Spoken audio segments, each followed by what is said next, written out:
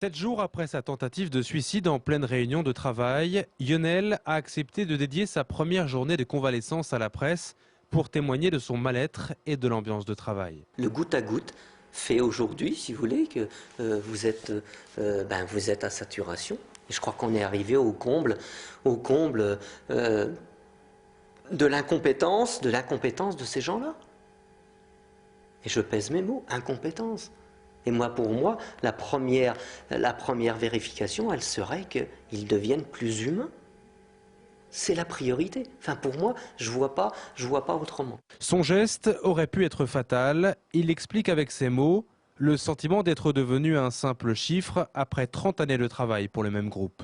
La réunion que j'ai eue avec mon cadre, avec mon manager, qui m'a précisé que j'étais plus compétent dans le service. Donc si vous n'êtes plus compétent, vous n'êtes plus bon à rien. Si vous n'êtes plus bon à rien, vous n'existez plus. Si vous n'existez plus, il faut se donner la mort. Sur les mesures annoncées aujourd'hui par le patron de France Télécom, il se fait peu d'illusions, y compris la mise en place d'un numéro vert. Certaines personnes, oui, pour moi, je ne les appellerai jamais. Comment ça? Non. Non, je me tournerai plus vers mon entourage familial, mes copains, mes potes, mais pas le numéro vert. Non, je pense pas. Sa douleur reste vive, augmentée ces derniers jours par une autre tentative de suicide et un suicide d'une collègue parisienne. Je pensais que ça allait stopper justement le fait que je sois, et puis que je sois vivant, et que il pensait peut-être pas justement que j'allais témoigner et que j'allais rebondir un peu comme ça d'une façon peut-être un peu virulente pour certaines personnes. Mais je suis surpris qu'il y ait eu encore deux personnes qui soient parties là.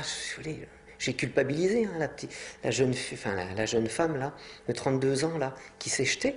Si jamais vous relatez ces faits, c'est exactement les mêmes que moi, dans le cadre d'une réunion et sur le lieu du travail.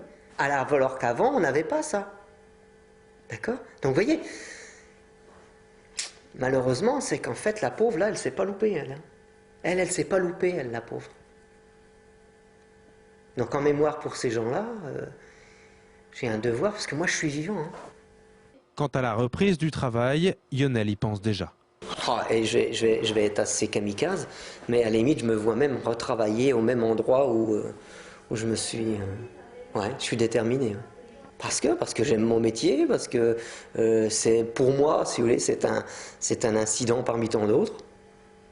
Puis c'est tout.